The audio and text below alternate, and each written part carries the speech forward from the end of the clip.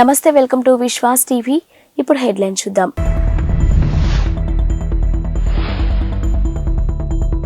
ఇవాళ మరో 2 గ్యారంటీలకు ప్రభుత్వం శ్రీకారం. సెక్రటరియట్ వేదికగా లాంఛనంగా ప్రారంభించనున్న సీఎం.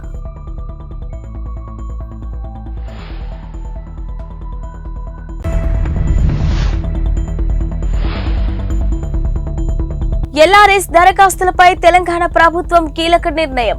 మార్చి 31 లోపు క్రమబద్ధీకరణకు అవకాశం ఇచ్చిన రాష్ట్ర ప్రభుత్వం.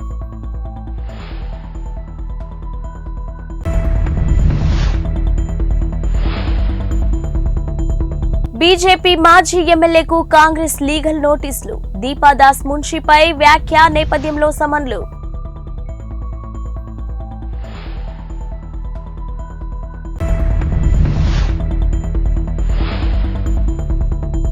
రేపటి నుంచి తెలంగాణలో ఇంటర్ పరీక్షలు. పకడ్బందీగా ఏర్పాట్లు చేసిన ఇంటర్ అధికారులు.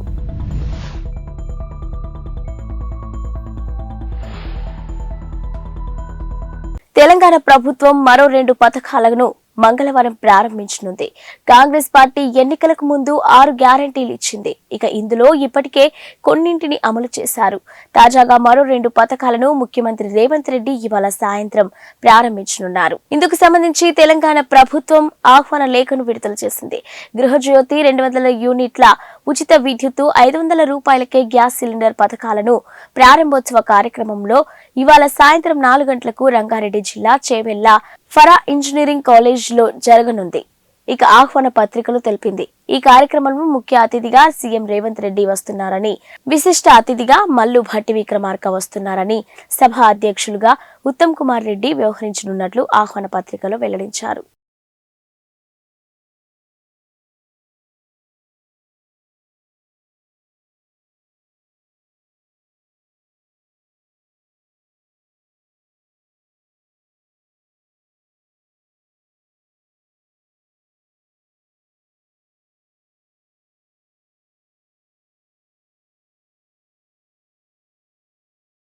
ఎల్ఆర్ఎస్ దరఖాస్తులపై తెలంగాణ ప్రభుత్వం కీలక నిర్ణయాలు తీసుకుంది. ఇక 2020లో స్వీకరించిన ఎల్ఆర్ఎస్ దరఖాస్తులను మార్చి 31 లోపు క్రమబద్ధీకరణకు అవకాశం ఇవ్వాలని కాంగ్రెస్ ప్రభుత్వం నిర్ణయించింది. లేఅవుట్లు క్రమబద్ధీకరణ చేసుకునేందుకు వీలు కల్పించింది. దాంతో 20 లక్షల మందికి ప్రయోజనం చేకూరనుంది. ఇక దేవాలయాల, వక్ఫ్ భూములు, ప్రభుత్వ భూములు, కోర్టు ఆదేశాలు ఉన్న భూములు తప్ప ఇతర భూముల రెగ్యులరైజేషన్ కు అడ్డంకులు తొలగినట్లయింది. ఇక లేఅవుట్ల భూములను క్రమబద్ధీకరణ చేసుకునేందుకు గతంలో బీఆర్ఎస్ ప్రభుత్వం ఎల్ఆర్ఎస్ విధానాన్ని తీసుకొచ్చింది. గతంలో బీఆర్ఎస్ ప్రభుత్వం తీసుకొచ్చిన ఎల్ఆర్ఎస్ వల్ల స్థానిక సంస్థలకు ఆదాయం సమకూరింది. ఇక అనుమతి లేకుండా చేసిన లేఅవుట్లలో కొనుగోలు చేసిన వారికి క్రమబద్ధీకరించుకునే అవకాశం సర్కారు మరోసారి ఇవ్వనుంది. ఇక అనధికారాలే లేఅవుట్లలో ప్లాట్లు కొనుగోలు చేసిన వారు ఇల్లు నిర్మాణానికి అనుమతులు రాక అటు అమ్ముకునేందుకు వీలు లేకుండా ఉండేది. ఈ క్రమంలో ఆ లేఅవుట్లలో ఉన్న ప్లాట్లను క్రమబద్ధీకరించడానికి గత ప్రభుత్వం ఎల్ఆర్ఎస్ స్కీమ్ తీసుకొచ్చింది.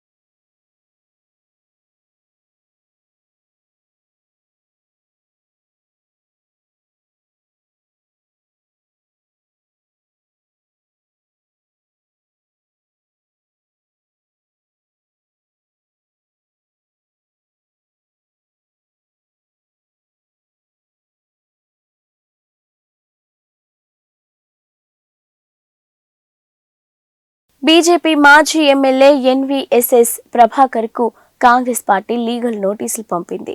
కాంగ్రెస్ నాయకుల నుంచి దీపాదాస్ మున్షి బెంచ్ కార్ లబ్ధి పొందినట్లు ప్రభాకర్ ఇటీవల ఆరోపించగా ఈ అంశం రాష్ట్ర వ్యాప్తంగా దుమారం లేపింది.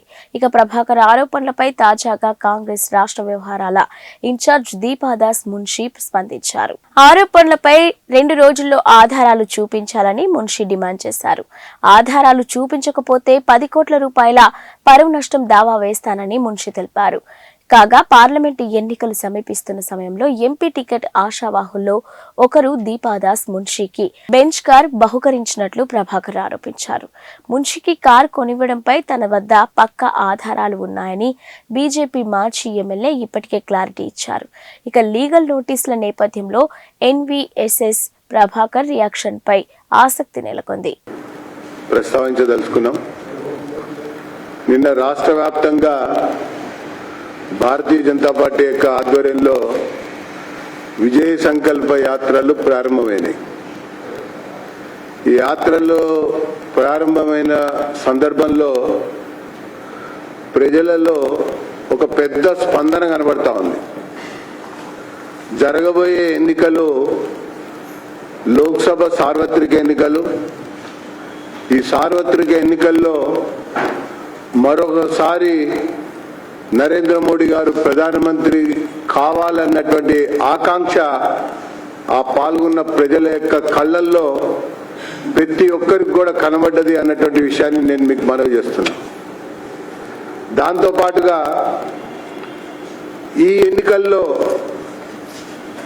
మన తెలంగాణ రాష్ట్రంలో ఉన్నటువంటి ఇటు బీఆర్ఎస్ అటు కాంగ్రెస్ ఇద్దరి యొక్క రోలు ఏమాత్రం కూడా లేదని చెప్పని కూడా భావిస్తా ఉన్నారు. అంటే ఇర్రెలవెంట్ అయిపోయారు. ఈ పార్లమెంట్ ఎన్నికలు మరొకసారి మోడీని గెలిపించడం కొరకు జరుగుతున్నటువంటి ఎన్నికల్లో మన పాత్ర ఉండాలి, మన ప్రమేయం ఉండాలి, అన్నిటికంటే ఎక్కువ మన ప్రాతినిధ్యం కూడా ఉండాలి అన్నటువంటి ఒక అభిప్రాయంతో తెలంగాణ ప్రజానికం ఈ యాత్రలకి బ్రహ్మరథం పడుతూ మరి ఆ రకంగా ముందుకు సాగుతున్నటువంటి ఒక వైనాన్ని చూసినటువంటి తర్వాత ఈ కాంగ్రెస్ బీఆర్ఎస్ యొక్క గుండెల్లో రైలు పరిగెడతా ఉన్నాయి. దాంతోపాటు వీళ్ళకి అడ్రస్ లేకుండా పోతుంది అన్నటువంటి ఒక భయం కూడా ప్రారంభమైందని చెప్పని నేను తెలియజేస్తా ఉన్నా. ఇకపోతే ఇంకొక ముఖ్యమైనటువంటి అంశం, మొన్నే కొత్తగా ఏర్పడినటువంటి ప్రభుత్వం బడ్జెట్ ప్రతిపాదన చేసింది. ఆ తర్వాత తరచూ ఢిల్లీ వెళ్ళి కేంద్ర మంత్రులను కూడా కలుస్తా ఉన్నారు. అనేక రకాల వినతి పత్రాలు కూడా ఇస్తా ఉన్నారు. ఒక ముఖ్యమైన విషయం ఏంటంటే రాష్ట్రంలో ఆర్థిక పరిస్థితి గాడి తప్పింది. దివాలా తీసినటువంటి ఖజానా చాలా స్పష్టంగా అవుపడతా ఉన్నది. మూడో విషయం, కొత్తగా అప్పులు పుట్టాలంటే ఇప్పటికే ఎఫ్ఆర్బిఎం పరిమితులు మ్యాక్సిమానికి చేరుకున్నాం. అప్పులు పుట్టే పరిస్థితి కూడా లేనటువంటి స్థితి గతి. బడ్జెట్లో కొత్త అప్పుల కోసం కొన్ని వేల కోట్ల రూపాయలని చూపించుకున్నారు. మళ్ళీ ఎఫ్ఆర్బిఎం పెంచాలని చెప్పని కోరుతా ఉన్నారు. పరిపాలన కొనసాగాలంటే కేవలం అప్పు ద్వారానే మనం నిధులు సమకూర్చుకోవచ్చు అన్నటువంటి ఒక పాత బీఆర్ఎస్ పందాల్లోనే ఈ కొత్త కాంగ్రెస్ నాయకత్వం కూడా పోతున్నట్టుగా కనబడతా ఉన్నది. ఇది ఎంత మాత్రం కూడా సమంజసం కాదు. ఇప్పటికే జీతాలు ఇవ్వలేని పరిస్థితి, సకాలంలో పెన్షన్లు ఇవ్వలేని స్థితి. కేవలం ఈ 2 మాసాల కాలంలో చూసినట్టయితే వీళ్ళు కాంట్రాక్టర్లకే ఎక్కువగా బిల్లులు చెల్లించినటువంటిది చాలా స్పష్టంగా కనబడ్డటువంటి దృశ్యం. ఒకవైపున ఈ రకమైనటువంటి స్థితి ఉంటే ఈ రాష్ట్రానికి భారమయ్యేటువంటి సలహాదారుల పదవులు అవసరమా అని చెప్పని బీజేపీ అడుగుతా ఉంది. అవి కేవలం రాజకీయ సలహాదారులుగానే కాలయాపన చేస్తా ఉన్నారు. వాళ్ళ కార్యాలయాలు, వాళ్ళ కుర్చీలు, వాళ్ళకు ఉన్నటువంటి సిబ్బంది అయ్యేటువంటి ఖర్చు కూడా వృధా అన్నటువంటి విషయాన్ని భారతీయ జనతా పార్టీ పేర్కొంటా ఉంది. రాష్ట్ర ప్రభుత్వం దుబారాన్ని తగ్గించాలి, అనవసరమైనటువంటి ఖర్చుని అంతకంటే తగ్గించాలి. దాంతోపాటు ఈ అడ్వర్టైజ్మెంట్లు ఇవ్వటం, మరి దాంతోపాటు అనవసరమైనటువంటి ఖర్చులకి తెరదీయటం అనేది కూడా పూర్తిగా ఒక నియంత్రించుకోవాల్సినటువంటి అవసరం ఎంతైనా ఉంది అన్నటువంటి తరుణంలో ముఖ్యమంత్రి ఢిల్లీకి వెళ్ళి రాజకీయ నియామకాల కొరకు అనుమతులు పొందడం కొరకు ప్రయత్నం చేస్తా ఉన్నారు. ఈ రాష్ట్రంలో అనేక కార్పొరేషన్లని గత ప్రభుత్వం రాజకీయ నియామకాల కొరకు, రుణాల కొరకు ఏర్పాటు చేసినటువంటి ఒక కార్పొరేషన్లు ఉన్నాయి. కొత్త ప్రభుత్వం ఒక పోటుతో వాటిని రద్దు చేసింది. ఇప్పుడు రాజకీయంగా వాళ్ళకి ఒక ఆవాసం కలిగించడం కొరకు, పునరావాసం కల్పించడం కొరకు నియామకాలు చేయడం కొరకు ప్రయత్నం చేస్తా ఉన్నారు. ఇది ఎంత మాత్రం కూడా తగదు. ఇది ఖజానాపై అదనపు భారమే. దాంతోపాటు ఇది వృధా చేసేటువంటి ఒక వ్యవహారమే. కాబట్టి తక్షణమే ఈ యొక్క ప్రగతి నగర్లోని అలిఫ్ గౌతమ్ మోడల్ స్కూల్లో ప్రజ్ఞాన్ నాలెడ్జ్ ఎక్స్పో, ఏ నాలెడ్జ్ ఎడ్యుకేషన్ ఫెయిర్ కార్యక్రమం నిర్వహించారు. ఈ కార్యక్రమానికి ముఖ్య అతిథిగా స్పెషలిస్ట్ ఎండాడోనిస్ట్ డాక్టర్ నేరడి మాధవి హాజరై ఫెయిర్ ని సందర్శించారు. ఉపాధ్యాయులు విద్యార్థులతో అక్కడ ఏర్పాటు చేసినటువంటి ప్రాజెక్ట్స్ గురించి వివరాలు అడిగి తెలుసుకున్నారు. ఈ ఫెయిర్ గురించి పిల్లలకు ఎలాంటి జ్ఞానం లభిస్తుందో ఆమె వివరించారు. ఈ కార్యక్రమంలో ప్రిన్సిపాల్ సలోమి పాల్ ప్రసంగించి ఈ ఫెయిర్ గురించి విద్యార్థినులకు వివరించారు. ఈ కార్యక్రమాన్ని నిర్వహించడం విద్యార్థులకు ఎంతో జ్ఞానాన్ని పెంపొందిస్తుందని ఆమె అన్నారు. ఈ ఎక్స్పో నిర్వహించడం ద్వారా మరింత జ్ఞానాన్ని నేర్చుకున్నట్లయిందని టీచర్లు, విద్యార్థులు ఆనందం వ్యక్తం చేశారు. ఈ కార్యక్రమంలో జిఎంఎస్ డీన్ రాధిక, టీచర్లు, విద్యార్థులు తదితరులు పాల్గొన్నారు.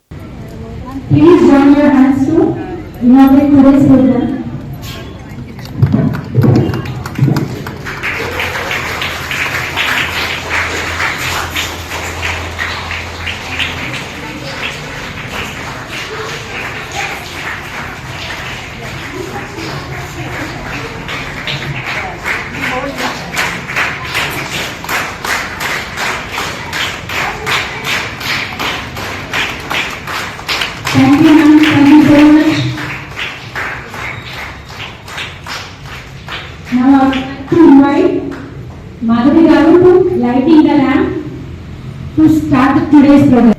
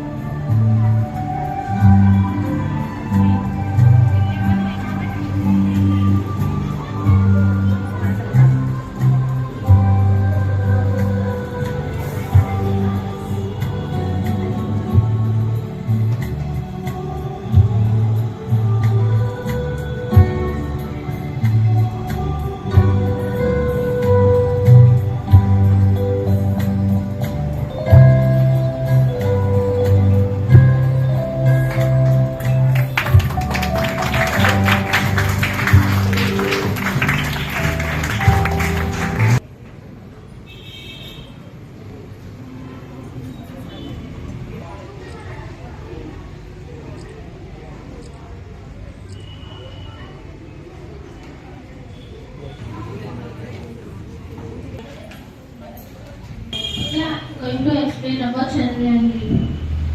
This is my science project, the third moon mission by ISRO. The full form of ISRO is Indian Space Research Organization. The cost of Chandrayaan-3 is 600 crore rupees. Chandrayaan-3 is launched on 14th July 2023 from Sriharikota. Chandrayaan-3 is launched using LVM-3 rocket. The rocket has 3 stages. In first stage, the 2 boosters will be used. In second stage, the Vikas engine will be used. In third stage, the cryogenic engine will be used. This is where Chandrayaan 3 is located. Chandrayaan 3 has 3 parts: orbiter, lander, and rover. Now I am going to launch Chandrayaan 3.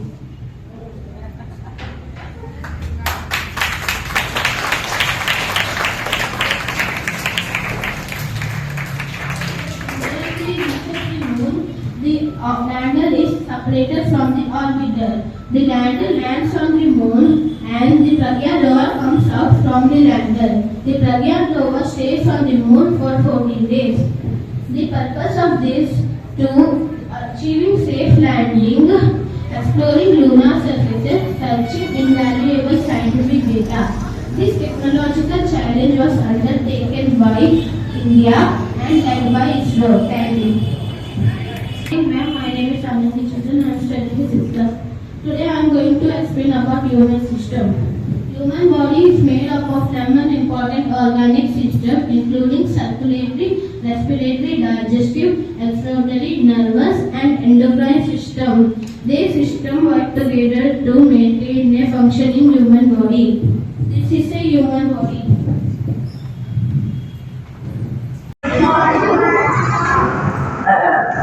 Just I would like to say a few words on this occasion. GMS Ali branch, as we are celebrating or conducting educational fair, just to increase the knowledge or the innovative thinking from the students' end. Always GMS Ali branch stands for developing the students, motivating them, and working to give good knowledge, logical thinking, innovative thinking, reasoning, so that as they grow to higher classes, they can do the best. We, the staff of GMS Ali branch, always standing for that, and we hope and we expect the support from the parents and also, and here the teachers always they are ready to work, put all the efforts in training the students, and very important thing, I congratulate all the students for your excellent performance. Thank you so much. Congress అగ్రనేత రాహుల్ గాంధీ లోక్సభ ఎన్నికల్లో తెలంగాణ నుంచి పోటీ చేయనున్నట్లు తెలుస్తుంది. ఈ మేరకు నిర్ణయించినట్లు Congress party ఉన్నత వర్గాలు తెలిపాయి. ఇక రాష్ట్రం నుంచి అత్యధిక ఎంపీ స్థానాలను గెలుచుకోవాలనే లక్ష్యంతో ఉన్న కాంగ్రెస్ ఈ మేరకు అభ్యర్థుల ఎంపికపై కసరత్తు ముమ్మరం చేసింది. రాహుల్ గాంధీ తెలంగాణ నుంచి పోటీ చేస్తే ఇక్కడ పార్టీ మరింత ప్రభావం చూపుతుందని హస్తం వర్గాలు భావిస్తున్నాయి. అటు ఇప్పటికే మెజార్టీ స్థానాల్లో అభ్యర్థుల విషయంలో అధిష్టానం ఇప్పటికే ఓ నిర్ణయానికి వచ్చింది. ప్రస్తుతం రాహుల్ కేరళలోని వయనాడు ఎంపీగా ఉన్నారు. ఇక ఈసారి ఆయన తెలంగాణ నుంచి పోటీ చేయించాలని సీఎం రేవంత్ రెడ్డి, ఏఐసీసీ జాతీయ అధ్యక్షుడు మల్లికార్జున ఖర్గే, ఇక ప్రధాన కార్యదర్శి కేసీ వేణుగోపాల్ ఇతర ముఖ్య నేతలతో చర్చించినట్టు తెలుస్తుంది. ఈ ప్రతిపాదనకు ఆయా నేతలతో సహా రాహుల్ కూడా అంగీకరించినట్లు సంబంధిత వర్గాల ద్వారా తెలిసింది. ఖమ్మం లేదా భువనగిరి నుంచి ఆయన పోటీ చేసే అవకాశం ఉన్నట్లు సమాచారం. దీంతో పాటు ఉత్తరప్రదేశ్లోని అమేఠీ నుంచి కూడా ఆయన పోటీ చేస్తారని పార్టీ ఉన్నత వర్గాలు తెలిపాయి. అటు సోనియా గాంధీ ప్రాతినిధ్యం వహించిన రాయ్ బరేలీ నుంచి ప్రియాంక గాంధీ పోటీ చేసే అవకాశం ఉందని తెలుస్తుంది.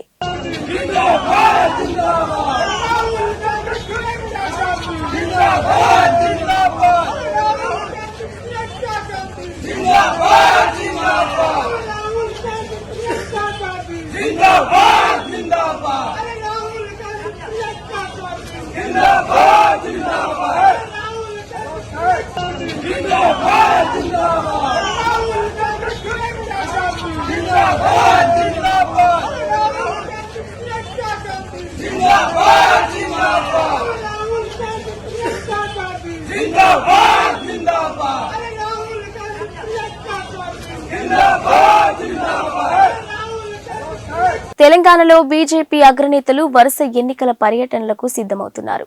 వచ్చే లోక్సభ ఎన్నికల్లో రాష్ట్రం నుంచి కనీసం 10 ఎంపీ సీట్లు గెలవడమే లక్ష్యంగా పెట్టుకున్న నేపథ్యంలో కాంగ్రెస్ బీఆర్ఎస్లు ప్రచారాన్ని ప్రారంభించక ముందే ముమ్మరంగా ప్రచారం చేపట్టాలని బీజేపీ భావిస్తుంది. ఆ మేరకు ఆ పోటీలకు అభ్యర్థుల ప్రకటనకు ముందే ఈ నెలాఖరులోగా అభ్యర్థుల తొలి జాబితాను ప్రకటించి ఎన్నికల ప్రచారం చేసేందుకు బీజేపీ నిర్ణయించినట్లు తెలుస్తుంది. ఈ నేపథ్యంలో ప్రధానమంత్రి నరేంద్ర మోదీ, కేంద్ర హోంమంత్రి అమిత్ షా, పార్టీ జాతీయ అధ్యక్షుడు జేపీ నడ్డా సహా అగ్రనేతలు రాష్ట్రంలో పర్యటించి సభలు నిర్వహించేందుకు సన్నద్ధమవుతున్నట్లు తెలుస్తుంది. ఇక ఎన్నికల షెడ్యూల్ వెలువడిన వెంటనే ఆదిలాబాద్, సంగారెడ్డిలో ఏర్పాటు చేసిన సభలను ప్రధాని మోడీ సందర్శించి ఎన్నికల ప్రచారాన్ని ప్రారంభించనున్నట్టు తెలుస్తుంది. ఆయా సభల కంటే ముందే రోడ్లు, ఇతర అభివృద్ధి కార్యక్రమాలకు శంకుస్థాపనలు మోడీ చేపట్టాలని ఆ పార్టీ నేతలు భావిస్తున్నారు. అయితే ఈ నెల 29న ఢిల్లీలో జరిగే బీజేపీ పార్లమెంటరీ బోర్డు సమావేశంలో 17 స్థానాల్లో మెజార్టీ స్థానాలకు అభ్యర్థులను ప్రకటించే అవకాశం ఉన్నట్లు తెలుస్తుంది.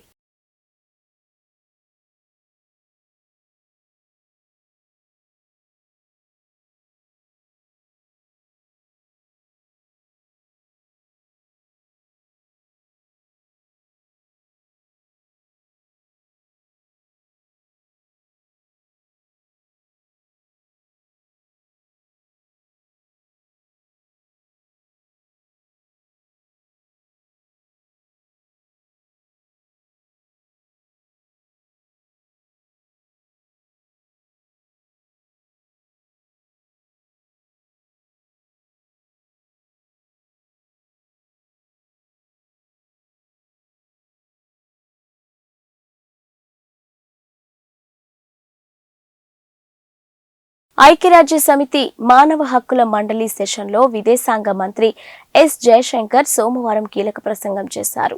గాజాలో ఇజ్రాయెల్ యుద్ధం కారణంగా మానవతా సంక్షోభ పరిస్థితులు ఉత్పన్నమవుతున్నందున పరిష్కారంపై ఇరు దేశాలు దృష్టి పెట్టాలని సూచించారు. ఇజ్రాయెల్లో హమాస్ ఉగ్రదాడిని భారత్ ఖండిస్తుందని పునరుద్ఘాటించారు. ఉగ్రవాదం, అమాయకులను, బందీలను తీసుకోవడం ఏమాత్రం ఆమోదయోగ్యం కాదని భారత్ వైఖరిని ఆయన స్పష్టం చేశారు. ఇక ఈ వివాదం ఇతర దేశాలకు వ్యాపించకూడదని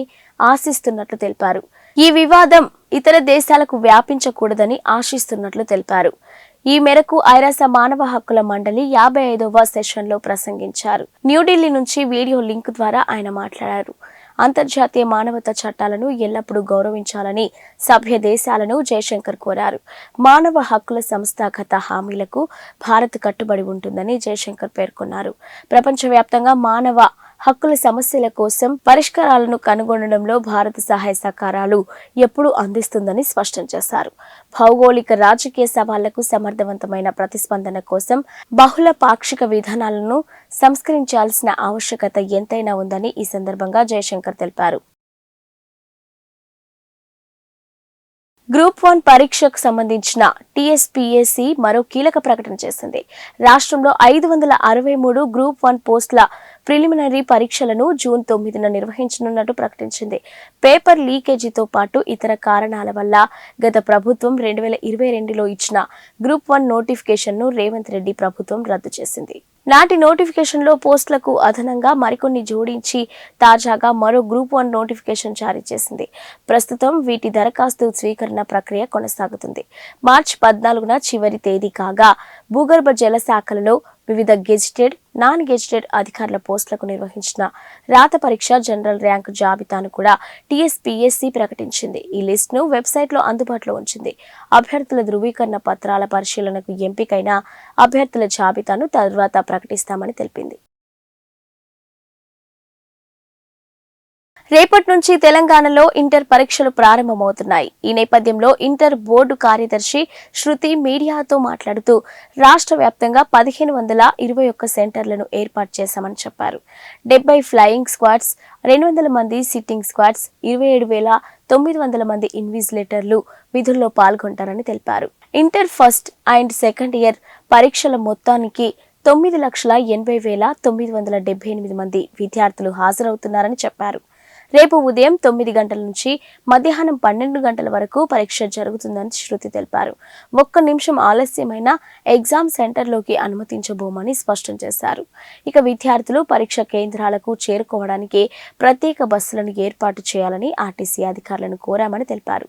ఎగ్జామ్ సెంటర్లలో సీసీ కెమెరాలను ఏర్పాటు చేస్తున్నామని చెప్పారు. విద్యార్థులు మొబైల్ ఫోన్లు, ఎలక్ట్రానిక్ పరికరాలను తీసుకురాకూడదని తెలిపారు. పరీక్ష కేంద్రాల్లోనే నీరు, వైద్య సదుపాయాలు అన్ని ఉంటాయని తెలిపారు. మహబూబ్ నగర్ స్థానిక సంస్థల కోటా ఎమ్మెల్సీ ఉప ఎన్నిక మార్చి 28న జరగనుంది. ఈ మేరకు కేంద్ర ఎన్నికల సంఘం షెడ్యూల్ను విడుదల చేసింది. ఉప ఎన్నిక నిర్వహణ కోసం మార్చి 4న నోటిఫికేషన్ వెలువడనున్నది. అదే రోజున నామినేషన్ల ప్రక్రియ కూడా ప్రారంభమవుతుంది. నామినేషన్లు దాఖలు చేయడానికి మార్చి 11న డెడ్ లైన్ అని, మరుసటి రోజున స్క్రూటీనీ ఉంటుందని, ఉపసంహరించుకోవడానికి మార్చి 14 తుది గడువు అని పేర్కొన్నారు. పోలింగ్ మార్చి 28న జరుగుతుందని, ఓట్ల లెక్కింపు ఏప్రిల్ 2న జరుగుతుందని ఆ షెడ్యూల్లో ఎన్నికల సంఘం పేర్కొంది. ఇప్పటి వరకు ఆ స్థానానికి ఎమ్మెల్సీగా ఉన్న కసిరెడ్డి నారాయణరెడ్డి గత ఏడాది జరిగిన అసెంబ్లీ ఎన్నికల్లో కల్వకుర్తి నుంచి పోటీ చేసి గెలవడంతో రాజీనామా చేశారు. ఆ కారణంగా ఏర్పడిన ఖాళీని భర్తీ చేయడానికి ఇప్పుడు ఉప ఎన్నిక అనివార్యమైంది. ఇవి ఇప్పటివరకున్న బులెటిన్ అప్డేట్స్. మరిన్ని అప్డేట్స్తో మళ్ళీ కలుద్దాం.